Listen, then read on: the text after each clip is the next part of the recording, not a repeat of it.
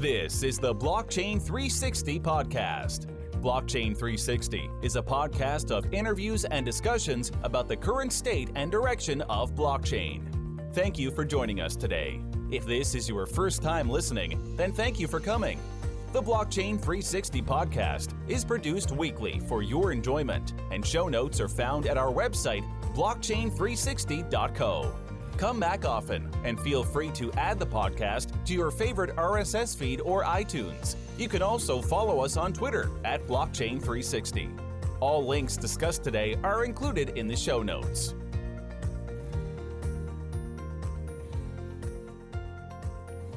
Hi, my name is Bryant Nielsen, and I'm your host here on the Blockchain 360 podcast, where we discuss everything blockchain. My guest today is Chris J. Davis, and he is the Chief Technology Officer for Filmio. Chris has 20 years experience in design and engineering. He is a full-stack developer and has experience building blockchain-based projects. He is a best-selling author, speaker, artist, and actor, and a pioneer in the early days of WordPress. Chris developed core features and authored best-selling books that helped bring WordPress to the attention of millions of people. He has remained active with the open source community, working with the ASF and the jQuery Foundation and the original Google code. Chris is also helping to discover, refine, and execute the visions of dozens of startups from luminaries like Janice Fries, and is a co-founder of Skype, Kazaa, and Radio. Chris, welcome to the Blockchain 360 podcast. I'm just looking at your bio here. Tell us about the books that you've written. It has just been on WordPress, or have you written a blockchain book? I haven't written a blockchain book yet, but that is on my radar, so to speak. I wrote 3 WordPress books. The first one was co-authored with a bunch of other people who were big at the time, called Blog Design Solutions, and it covered all of the major platforms at the time. And I co-wrote with another friend the bit about WordPress, which kind of was the jumping off point for my own writing career. I wrote a book that is now sadly out of print called Pro WordPress Development, which was completely focused on getting the most out of WordPress. And then I wrote an experimental book that was about WordPress, that was a chapter book, just trying to see if different publishing models still work today. And so I wrote the book and sold it chapter by chapter so that you could pick the chapters you wanted. So if you didn't want to know about the theme system, you just wanted to write plugins, you could just buy those chapters and not spend a ton of money on things you didn't need. So, Well, actually, Stephen King actually started doing that. He was the first one that I was aware of that would write a chapter and release it so you could buy a chapter for essentially a single dollar. yeah, I think that's fascinating. it goes back to Victorian times. Charles Dickens. Everything you've ever read of Charles Dickens was actually serialized in a paper, and it was released chapter by chapter. And then when it was done, they put them all together into books later. So it used to be very popular and then fell out of favor. And so I was testing the waters to see if it had legs today. So it was a fun experiment. And was it an experiment, or did you actually achieve what you set out to do? It was both. It achieved what I wanted, which was to get more people the data, the information they needed in a way that they could afford. And so in that sense, it was completely successful. I didn't make as much money as if I had gone through a traditional publisher, had an advance and had marketing behind it that was not just powered by me. But uh, having worked in the traditional publishing sector, there's good and bad for going with a large publisher. And so I enjoyed the freedom to do experiments, because you can't really do that in a traditional publishing setting. They have a very low tolerance for risk, and so that would not have That's an flown. understatement. Yeah, would not have flown under there. So I think it was completely successful, and I probably won't do it again, just because it was an experiment and I wanted to see how it went. And I want to do something new now. So the blockchain book I've been thinking about writing, I've actually thought about creating a blockchain uh, project that is text based, that you can use to store text. So you can have plugins for any major publishing platform. So if you wanted to write an article on Medium and then also back it up on this blockchain, project, you could do that, and then it could be freely releasable and spreadable around the internet. It was interesting idea about the freedom of information. So if I write a book on blockchain, I will probably use something like that. So you could buy the book and support the work that went into it, or you could just go to some block explorer and actually get the access to the data and have your own version of it free. So Well, let's focus on what you do now. You're the Chief Technology Officer for Filmio. What is Filmio and who's it for? that two great questions. I will answer I'll answer in the order that you asked them. Filmio is it's an entertainment platform that takes blockchain technology and, in my opinion, really for the first time in the entertainment space, uses it as it was meant to be used. Uh, One of the biggest issues you have as a creator today, or even as a consumer, a fan of content, is that you have very few options and you have no data, almost none. As a creator, you don't have access to the data about how much money your project makes, not the real data. You just get whatever is given to you by the person holding the keys. As a fan, as a consumer, you're only able to ever see what some studio exec or marketing group has decided you should see. And so by leveraging Well, block that's always been the biggest complaint by artists is that they don't get to see that. Yeah, exactly. Netflix is a perfect example. They've been in the news lately. It's if you're a creator and you sell your movie, let's say, to Netflix for X amount of dollars, you don't get any of the data about viewership numbers. You don't know how many people liked your work. They don't share that even with the people that they are getting their content from. And it's impossible in that situation to know you made a movie, did it work or not? I mean, you made $300,000 off selling it to Netflix, but what did people think about it? How did they watch the whole thing? Did they leave after 30 minutes? That data allows you to then make something else and make it better. And by cutting creators off from that stream of data, you're crippling them in some sense because they can't have the tools that they Or need they to be the can't best respond to version. anything. Yeah, yeah, they can't be the best version of themselves if they don't have that data. And I think that's a travesty. And a lot of people are starting to think that way as well, which is why you're seeing so much blockchain movement in this space. Um, it's just unfortunate that most of the movement we've been seeing is around raising money. So you have like Filmcoin and things like that, and they're just about creating, which is good. I'm not saying that this isn't a useful tool for filmmakers, but I think it's the least interesting and the least impactful long term to use blockchain and cryptocurrency just to raise a bunch of money to invest in projects when you could use it to reshape the way projects are made and distributed, which seems like the rubber meeting the road moment that we all should be looking for. Right. Well, video looks like you're providing a diverse set of users the ability, and these users might be a filmmaker or fans or other players in the entertainment industry. The ability to actually do something in a collaborative manner. I mean, what was the original vision that caused you to actually create this? Uh, so it's funny. Uh, we those of us who came together to create the system have friends who are in the entertainment space. One of our co-founders is a director who's written and directed a number of movies that people have seen, and we got the stories from them about how hard it is to make it through the system. And a lot of it is about you have to know someone. You don't really get by on your merits. You could be the most talent. You could be Steven Spielberg, but if you don't have a person to walk you in, it's nearly impossible today to make any inroads at all. And that seemed like a shame to us. And being technologists, it was an easy solution, make a system with technology that fixes that problem, that gives more opportunity to more people. And that's kind of the idea. I used to love to tell people in the early days of Filmio that if you have an idea and you work your butt off, we give you the tools and the space to make it happen. It doesn't matter if you've ever made something before. All you need is passion, that idea, and the willingness to work. And if you have those three things, and you go through our system, you've won. If you come out the other end because you've done the work with anything, with a film, a TV show pilot, a short film, something. You have just one because you now have a completed piece of content. And so that's kind of the idea behind it.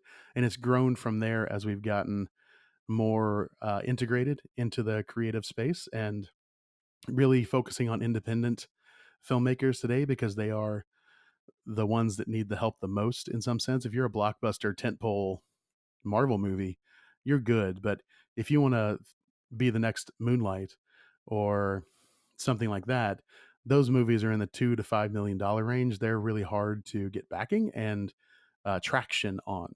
And so we've kind of dialed into that. We still want to help everyone because the system is designed that way, but we're focusing on the independent filmmakers because I don't know about you, but I love content and I love consuming it. And if I could have more meaningful content, I love Marvel movies, the spectacle, the explosions, all of that stuff. But Of course, I they're events. yeah, and something to talk about and to feel and all of that stuff. But I want to view more content that changes who I am and how I perceive the world.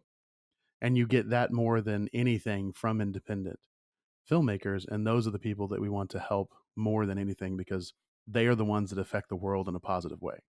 What makes Filmio distinct?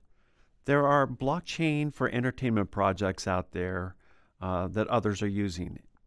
Uh, at the base, it's because we built our system from the ground up with blockchain in mind. We didn't have a system and then bolt blockchain on the side.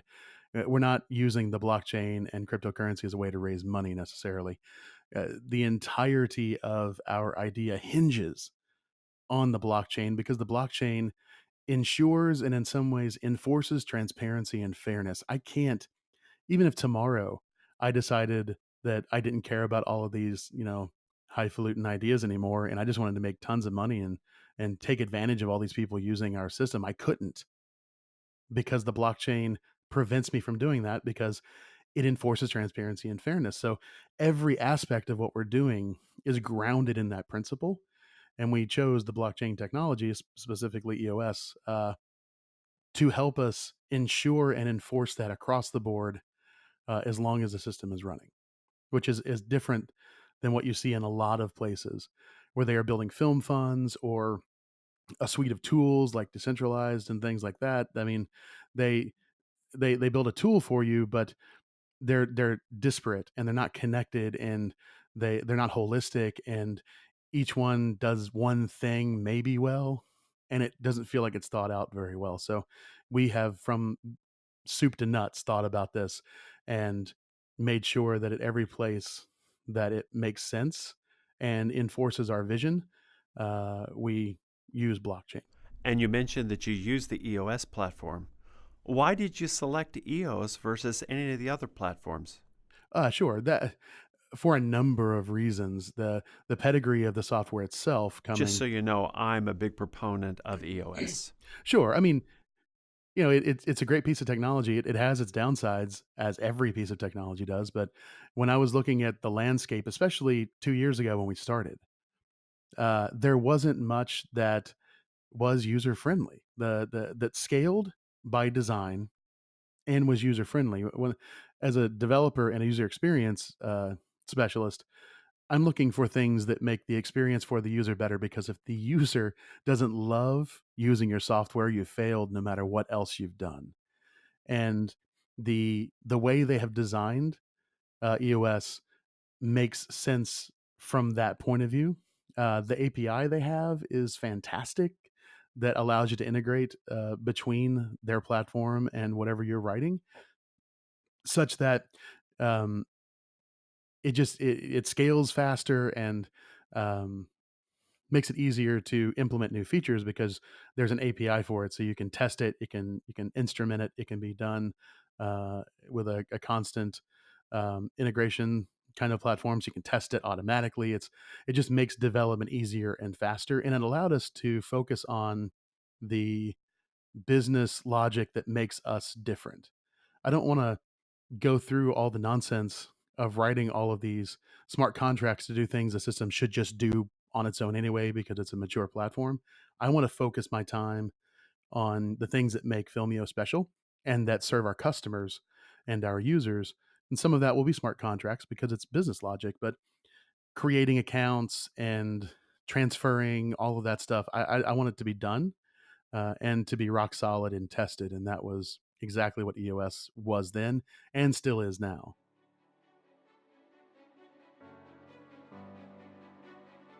I would like to take a moment to thank one of our sponsors, the Blockchain Academy. The Blockchain Academy is an educational training firm offering blockchain training for developers and stakeholders. The Blockchain Academy is currently offering the following live courses: Blockchain Security, Hyperledger Developer Workshop, and Ethereum 0 to D app. Visit the Blockchain Academy's website for course outlines and course dates. The Blockchain Academy's courses can be delivered as a company-specific training, tailor-made to fit your organizational needs, delivered both on-site and online. The Blockchain Academy's training is cost-effective, flexible, and can be conducted in a manner that best suits your organizational needs. To learn more about the Blockchain Academy, visit them at www.theblockchainacademy.com.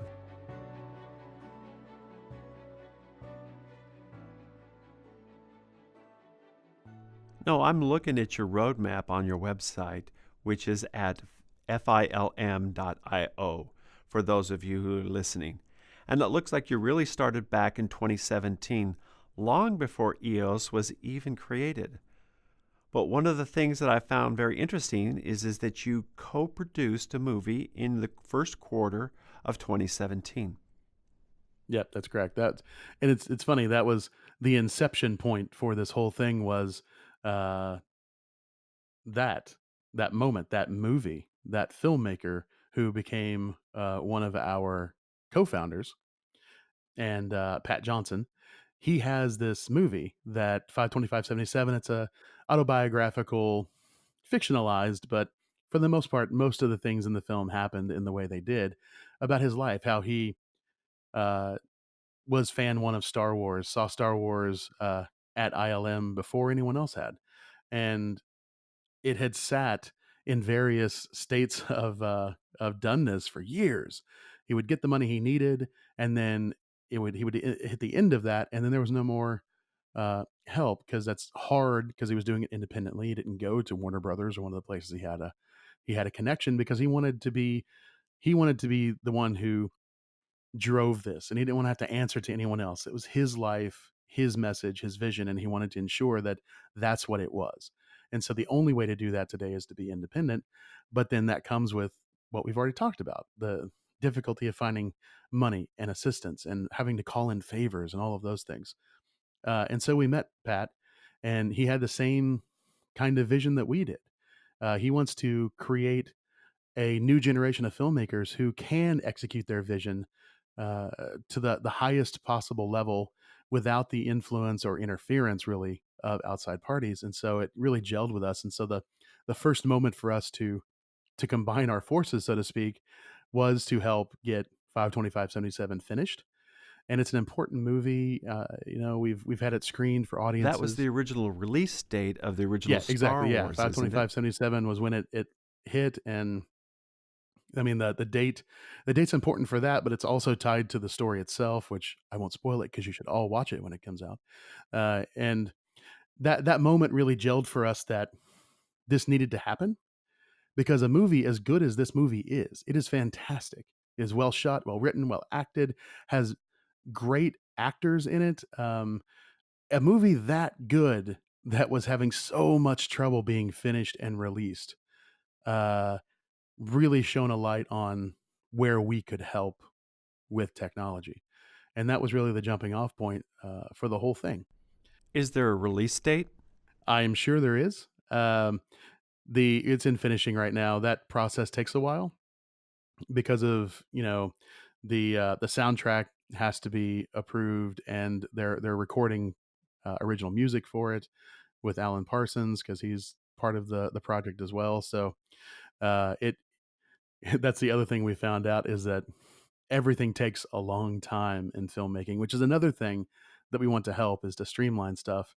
And 525, unfortunately, has gone through its existence outside of the system we've built.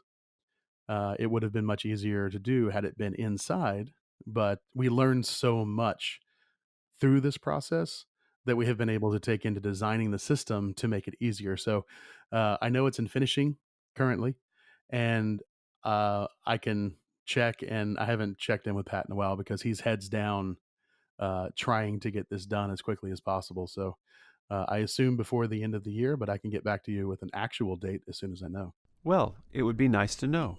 We could actually promote it here. Yeah. Now, you've filed a number of patents and you've been awarded, it looks like, those patents.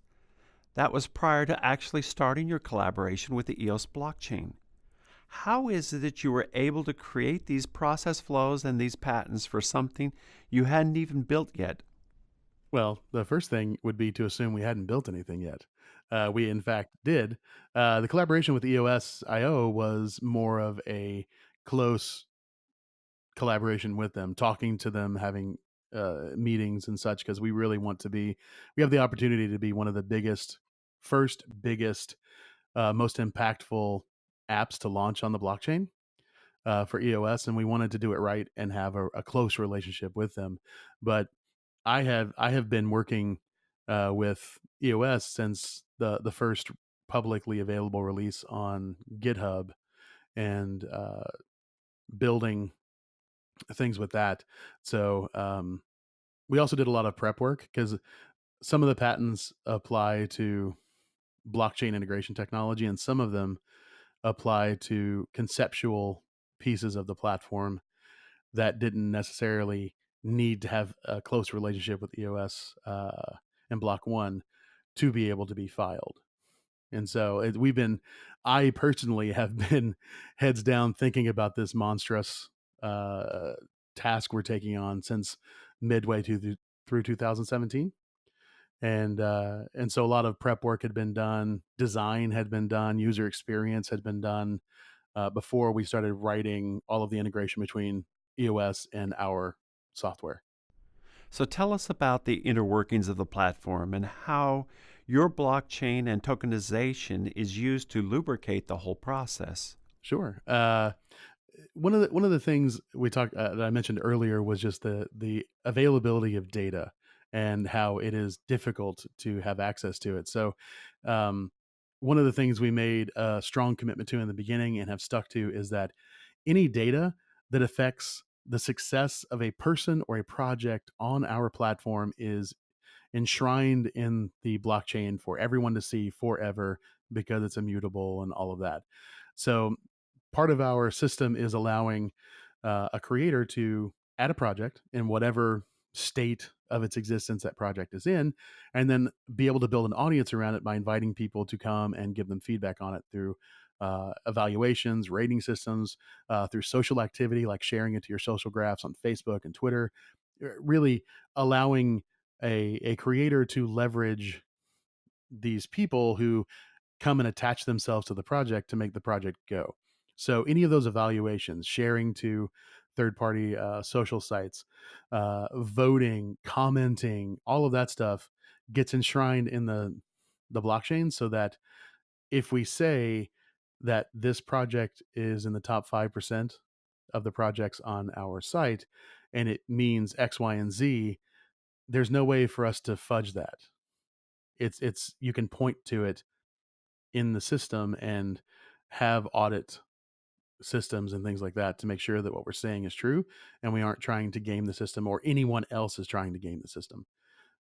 From that to we have one of our novel uses of the blockchain is a vault lock, which is a moment in time that is tied to when you add your project to our system. So if you have a movie, for instance, you come in, Timestamping. It's really what you're doing.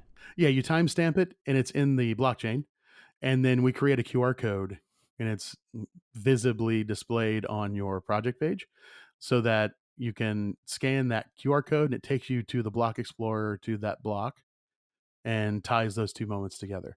And so we're trying to use the blockchain for things like that, which we believe will actually matter in the life of a project and a creator. Oh, I Uh, think so too. I interviewed a gentleman a year ago who had created a blockchain for patent filings, and he made the same argument that you're making, and that is that the impact of blockchain and timestamps of when you initiate a project is paramount to the success of literally everything. Yeah, 100%. And we have yet to see how well that would stand up in court, but I would rather do it than not. And, and be on the forefront with, like that gentleman will be that you mentioned with patent filing, be on the forefront of this movement of using the blockchain to enforce these things and to protect someone's intellectual property. One of the things you just mentioned is about the item of tokens. Now, what I find interesting about you guys is you're doing and creating a dual open model. One token is the security component. It seems that you're using the film tokens for the funding of the films, and then the fan tokens, which are utility tokens, to create a natural feedback loop. Can you explain why you decided to do it in this fashion? Sure. There are a number of reasons why we settled on a dual token model, from the regulatory and legislative reasons that are becoming more and more apparent every day as time moves on this year. Two, it just makes good sense because the uh, the film token is an ERC20 token that exists outside. It's going to be part of our raise, and it will be used to fund development of the platform further, as well as seed our film fund, which we will use as one of the sorry, which we will use as one of the entities inside the platform to help fund projects that make it through our system and look like they have merit. The fan token is really exciting. It's going to foster a pretty interesting ecosystem and economy within the platform itself. You earn fan tokens by doing actions in the system itself, like voting and rating, sharing, things like that. Uh, and you can use those tokens in a number of ways. As a fan, you can give them via donation to a project or a creator to help support them. You can use them to vote in specific contests we might have. There's a point in the system where your project has graduated to a point where it has a ton of activity. It's been deemed worthy by our fan uh, pool that are inside of the project, and it goes in the green light system, is what we're calling it, which is uh, where really the most exciting moment in a project's life can happen. Anyone who holds fan tokens can then vote if this should get funding. And the more fan tokens you have, the more votes you can put behind a project. So it comes in for a window. We'll say it's 72 hours. And you're able, if you have at least one fan token, you can vote on anything that's inside of this showcase, right? And at the end of the window, if you have had enough positive votes, you get put into a private area where people who are looking to invest in exciting projects can connect with you and then do that. And that's a really exciting use case for the utility token, is just giving the people the ability to really, a fan especially, really have a voice in what gets made. And that's one of the most exciting things for me in this whole system, is that we're giving fans a voice in feedback before a dollar has been spent, all the way to, this is what I want to see. I want to see it get made, and voting for that concept to get funding. And there are a number of other things we want to use the fan token for, but that's kind of uh, the the most important components of this for the fan token, in my opinion. Do you think that this dual token model is actually going to become increasingly popular? I think so. Security tokens are not going away. That is the wave of the future, in my opinion, just because of I think the writings on the wall from the SEC that they're not going to allow utility tokens to be used to raise money as they had been in the gold rushes we've seen in previous years. So at least you're going to see the security token being the preferred way of raising capital for new blockchain based applications. But I think, yes, you're going to see any any blockchain project that wants to have a community and incentivize that community, they're going to have a utility token to do so with. So I think this is going to be standard. You're going to see security tokens or the dual model going forward. You won't see anything, in my opinion, that is just utility token because it's too much of a risk. Even if you are 100% sure that you have nailed it down and it's just a utility token and it's not going to be deemed as security, I think the risk is too high that no one's going to roll the dice anymore because of all of the kind of horror stories we've had over the last 6 to 7 months of people who were confident, absolutely confident that they were fine and got nailed by the SEC anyway. So Well, here's the question. Have you started your ICO for using your security tokens? You're going to have a total supply of 10 billion. How much are you trying to raise? we're doing an STO as opposed to an ICO. And yeah, that process is well underway. We've done months of work getting all of our ducks in a row on making sure the security token is rock solid and the utility token is rock solid. And we are in the last stages of that, working with a provider to actually do the STO. So I would imagine in the next 90 days that we will be having something launch.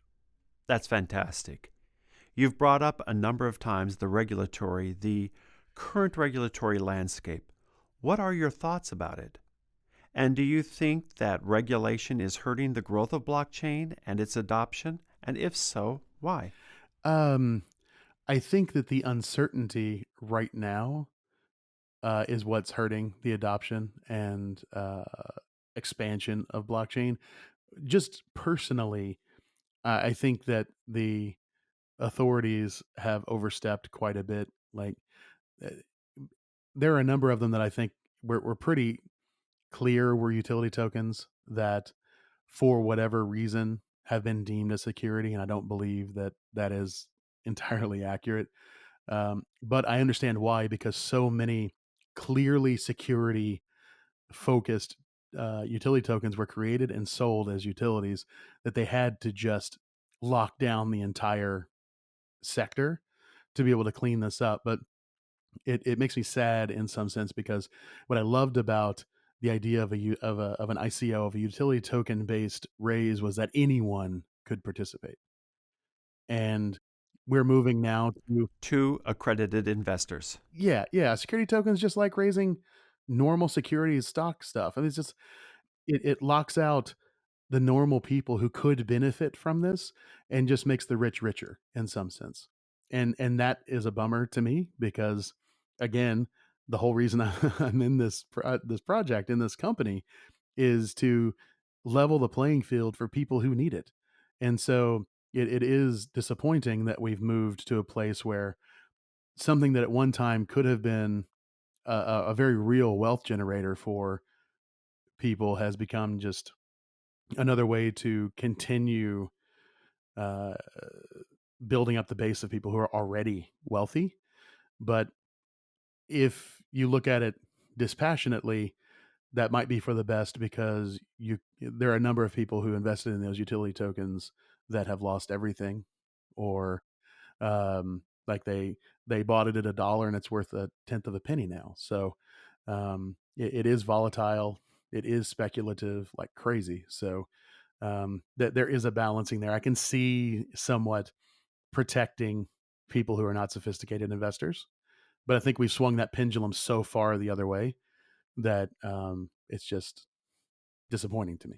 So, apart from the regulatory environment, do you see any other challenges for the blockchain projects going forward in 2019 and beyond? Yeah, I think there's with the uh, the issues we've had in the markets with Bitcoin and Ethereum and all of that stuff, and the massive loss of value that has happened. And It's horrific.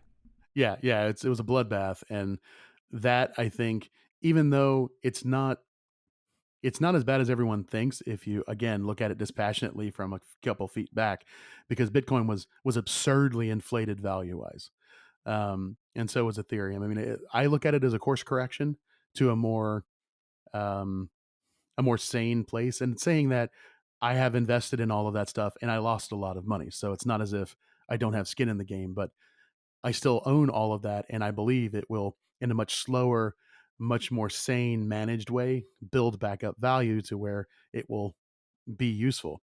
But I think that has created a lot of FUD, fear, uncertainty, and doubt around blockchain because in a lot of people's minds, there's no difference between cryptocurrency and blockchain, even though they are markedly different things. And they're just so interlinked in everyone's mind that they see the value drop out of these markets and they think that blockchain is tainted somehow and not a sure bet like it used to be. And that's something we're having to deal with. We at Filmio are having to deal with it, even though we're not really tied to any of those currencies that dropped. The moment you say blockchain, you have to start that conversation, regardless of what blockchain you're using. But I think that when we have a couple like us, we launch, we do what we say we're going to do, and people see the value, the real world tactile value of what's going on. Not a promise, not something ethereal. This is not vaporware. We have a solid platform. Good things are happening. People are getting the tools they need to succeed. It will go a long way to changing the perception around what blockchain is and what it can do and why it's valuable. So you brought back up your platform. What things are coming out that have been based on your platform? And you were at Sundance a week ago. How did that go? Crazy. Sundance is a weird. You leave reality and go to some strange place where movie stars are eating tacos next to you at a food truck. It's a strange environment, but it was great. We talked to a lot of creators. We focused a lot on independent creators again because that's our target market right now, and just chatted with them about what we're doing and how they felt about it, and did they get it, did they understand why we're doing what we are doing, and did it seem like something that could help them. And it was amazing. The overwhelming positive response to what we're doing was really gratifying and reassuring that we're on the right track. And so we did a lot of uh, private chats with them, and we're trying to build a group of, if for a lack of a better word, founding filmmakers, founding creators who are going to come in and um, in the software world, they're kind of like private beta testers. They're going to be helping us refine what we're doing. They're going to be the first ones that have access to the full platform. They're going to put projects in. They're going to invite people. We're going to have all of this, and it's a manageable group. So I can go and talk to them and say, "Okay, Steve, you have a project. You have 70,000 fans now. How's it going? What's going on? What isn't working the way you think it should?" And that refinement, I want Filmio when it hits the mainstream and anyone can use it. I want our offering from a software standpoint, our messaging, and our entire reason for being to be refined to a razor point, a knife's edge, so that it just cuts through all the noise and does what it's supposed to do, which is help us have better content. And so that's really what we were doing. How does this differ from any crowdfunding platform that's out there? I mean, what kind of engagement do you want beyond what your fans are saying, like, this is a great idea, I'd like to support it? Sure. It's a great question. The crowdfunding is really at the end of a project, right?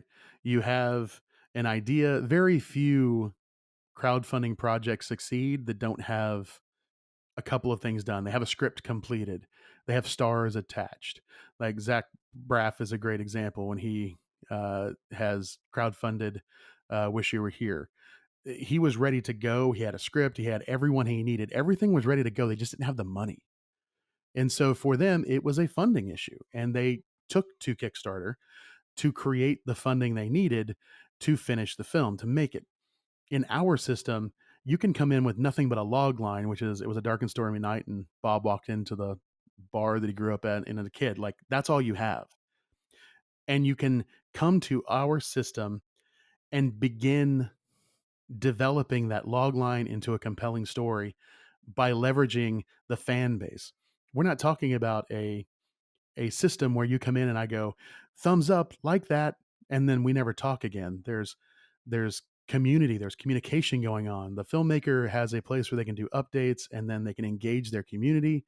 We have analytics on everything. So if you want a if you're going to launch a new, let's just say, romantic period horror movie set in the 1700s, you can come in and look at the analytics and see if that type of movie works, and are there any people, fans in our system, who love that piece of content. They vote on that all the time. They spread that information around, so you can create a relationship with them and say, hey, I need help because I have this movie. It's a type of movie you love anyway. Could you please help me get the word out? And it's much more community based and much more responsive than just a place to say, here's my $5. Voting with your money is very important, but You're trying to make it it's not it. viral, and that's what you're trying to do. Viral and sustainable, because our vision is, you're a creator, you go through the whole system once and you have a movie at the end. You're going to do it again. This isn't a one off thing. And you, using you for instance, you have a movie, it's done, it's released, people love it, right? You want to make your next film, you come to us, you already have an audience. They're already there. They already love you and they support you. So you can go to them and message all of them because you have an existing relationship and say, hey, appreciate the help on gamers. I have a new movie. Let's go do this. And they can all come over and start helping you make this next project.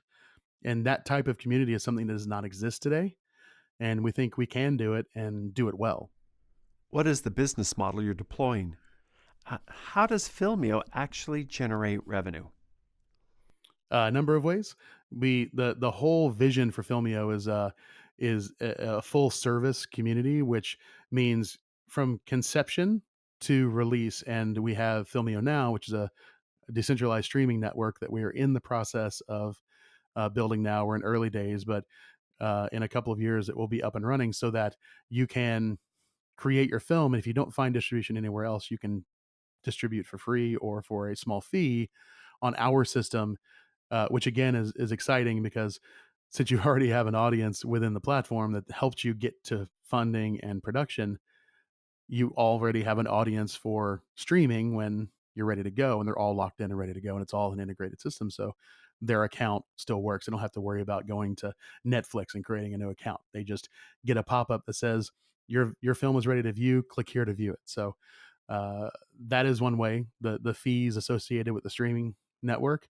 We also have microservices. So eventually, if you are a filmmaker and you are ready to create the content around your film, like posters and lookbooks and presentations, but that's not your skill set, you can then use our system to find other people within it, who we call makers. They're a subset of creators that can help you do that. And then you will be paying them through the system with fan tokens or fiat currency, and we will get money on the back end from that. And then lastly, we're looking at doing management for projects and taking management fees, which is a pretty standard system in Hollywood, to because we are the manager on record for your project. After it gets to a certain point, deals go through us, which is good because we have lawyers and experience, since we have people on staff already who are independent film producers. So we can handle all of that for you for a small fee, which is a percentage of the total that you sell it for, and then everyone's happy. So that's kind of where it's going. Uh, and we have other things that I'm not at liberty to speak about yet because they haven't been announced, that are pretty exciting as well. What do you think about the role that blockchain technology is going to play in the entertainment industry, and specifically in the film industry? I think you're going to see two tracks that blockchain will go down, and one is what we've already talked about, which is the funding. It's an interesting new way to raise a ton of money and capital to then invest in films. There are a couple of them that are already happening now, and I think you'll see more and more of that because people understand it. It's, instead of buying a share in this company or buying a token in this company, and it gives you the same things, it's just a little different way to skin the cat, if you will. So that's one that's going to happen no matter what, and will have some longevity. The more interesting one to me is the democratization of filmmaking, which is where we are playing. And that is systems being created that allows more easily for a small creator to act and function like a big creator. You have a place where it's kind of like technology today. If you look 10 years ago, uh, the technology to make a movie, cameras, audio equipment, editing equipment, was super expensive, out of the reach of most normal people, and was finicky and broke all the time and not very robust, but you made beautiful things with it. Today, you can go for 1,300 bucks and buy a camera that can shoot 4K video that looks like a $30,000 camera that they use to make Hollywood films. You can't tell the difference. And that is just because technology innovates and outpaces a lot of things. And so you're going to see the same thing in blockchain. The technologies that allow connection between people and resources, locations, being able to track locations and make it more affordable for someone to rent a house to film in. These places, the more tactile, rubber meets the road kind of moments in filmmaking, I think blockchain can and will revolutionize and make more affordable and more accessible to more people. Like you have a car dealership, and there you have three locations, and it's a used car dealership. It's a mom and pop. You would love to have your cars in a film because then you got your name at the end, like Cadillac does and Ford. But no one's ever going to talk to you at a $150 million budget movie. But you come to us, and we have a marketplace that's blockchain powered that lets you come in there and go, look, I've got three cars and $30,000. Who needs three cars and 30 grand for their movie, and gives me a moment in the end crawl? That is powerful and revolutionary. And that is what I think blockchain is going to really bring to filmmaking in an exciting, positive way. One of the things you've brought up a number of times is the user base of Filmio. How are you going to attract these people to come to your platform? You're trying to attract two groups of people. The first group of people, of course, are the content creators and the makers, which are those who would support them. But how are you then going to turn it around and then access, finding, and then having them support these people from a fan base? Yeah, it feels like a chicken and egg kind of scenario, doesn't it? Uh, and in some sense it is, but every new socially geared uh, project, which is what we are, has this problem. And we feel that the best way to attack it is two prong. We are putting a ton of time and energy into onboarding creators and makers, as you said, so that there is content there that can be uh, ingested and acted on by fans. Because if the fans show up and there's nothing for them to do, they don't stay. But but a creator, if there aren't any fans, aren't going to stay very long. So that's why it's two prong. We're going to get a solid base of uh, fans, or sorry, a solid base of creators and projects, and then do a really hard marketing campaign to get fans in. Part of that is through our third party partnerships. One of them that we are working on right now, so I can't I can't really mention details, but it will allow us Well, to you're just reach. full of I information. am, I am. It's There's just these things coming we have up, supposed but the I deal. can't tell you about them. Yeah, the deal was supposed to be done last week, but we're working with Hollywood type people, and so it always takes longer than you would like. But it's an exciting first of its kind partnership that will allow us to reach an audience. Let's just say that with our message and content from our platform, and we feel like those partnerships are going to allow us to enter the hearts and minds of fans in the same way you have things like American Idol and um, America's Got Talent and Britain's Got Talent. Those they they become a household name because of the emotional connection people have with what's going on screen. And so we're going to leverage partnerships to do things like that, with putting our platform front and center in that moment. And we feel strongly that that's going to attract fans uh, to the platform, and once they see that there is compelling content there, they'll want to stay. And then there are a number of tools that we're building and have built that allow you to easily invite. I wouldn't say viral, because I believe that's overused in our industry. But the ability to easily invite hundreds of people that you know, and they can invite hundreds of people. It's the normal kind of social graph explosion you see when one person invites one.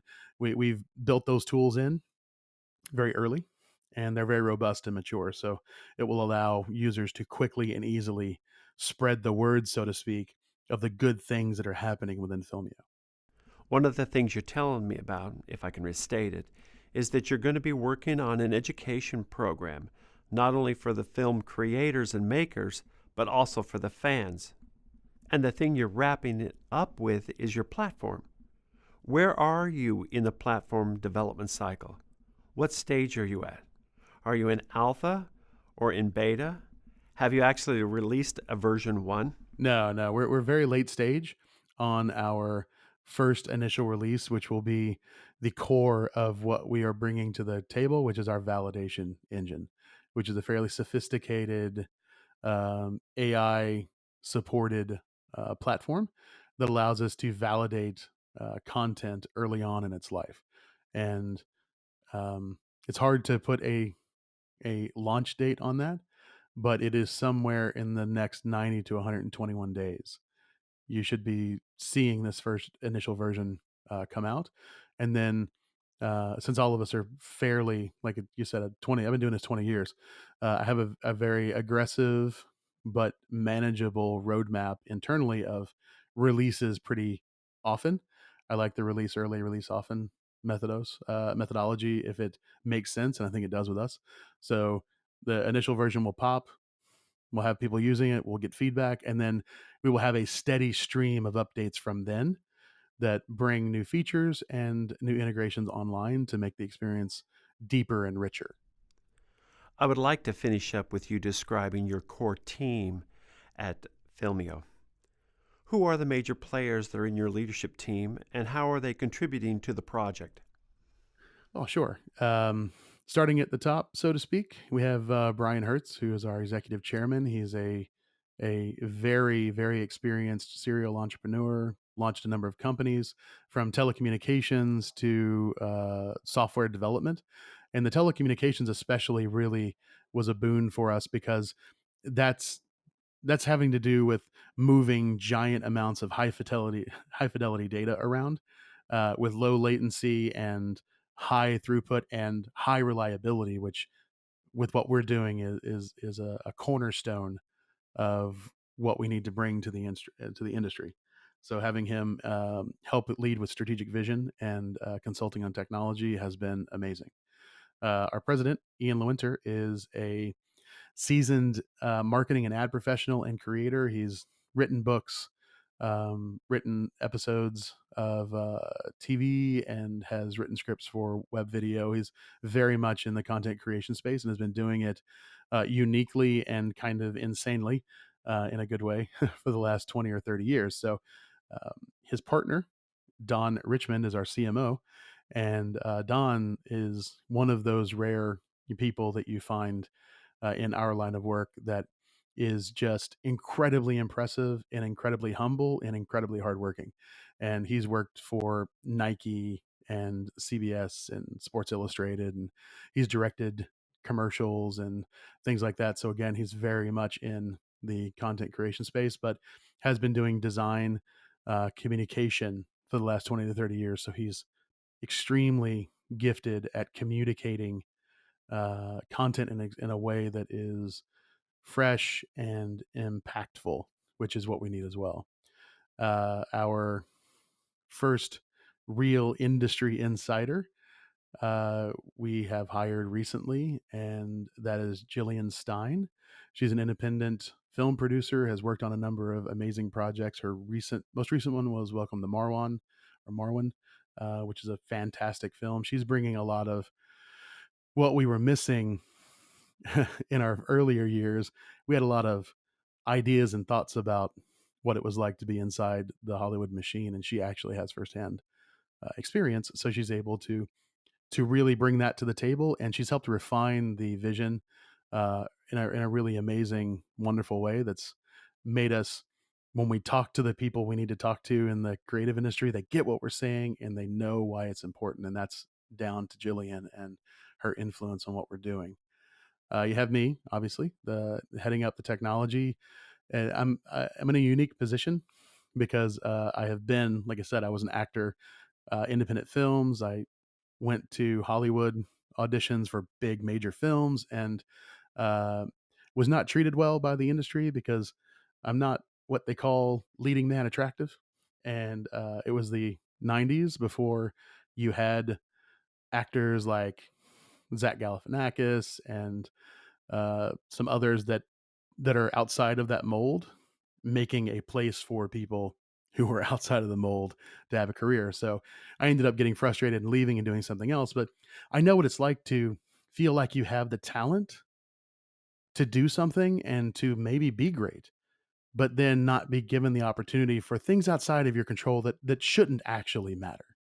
And so since I decided to go into design and technology instead, I get to bring all of this passion I have around this, all the energy I have around this concept, and try to fix it. Try to make it to where more people can actually have the moment they crave and they need and they want, and that we really want. So that's been super exciting for me. Uh, Going from there, we have Corey Hertz, who is our chief product officer, I believe, and just another really well seasoned technologist, running product development for 2 or 3 companies before he came to us, and really helps keep the ship sailing in the right direction because the rest of us are kind of weird creative types and we're all kind of running around like mad, not really paying attention to what's going on outside of our own little worlds. And so Corey really wraps that together and brings it to a point where we can get together and make sure we're all marching in the same direction. And after that, we have co-founders in the entertainment industry. So like Pat Johnson, I talked about, who is behind the movie 52577. We have Elvis Williams, Black Elvis Williams, as he is known in the music industry. He's a Grammy award-winning producer and musician in his own right. And he came in early as well because he sees this vision as being something that can move outside of just content entertainment for moving pictures. Like this can be applied to music as well as books and things like that. So um, that's kind of the core team, and we have other advisors and um, that we could talk about. But the core team, day to day, making things happen. That's who they are. That's fantastic. I want to thank you for coming on the Blockchain 360 podcast. As a reminder to everyone, our guest today is Chris Davis, and he is the Chief Technology Officer for Filmio. I would like to have you back in 6 months or so for an update and seeing how you guys are doing. I will come back anytime you want me.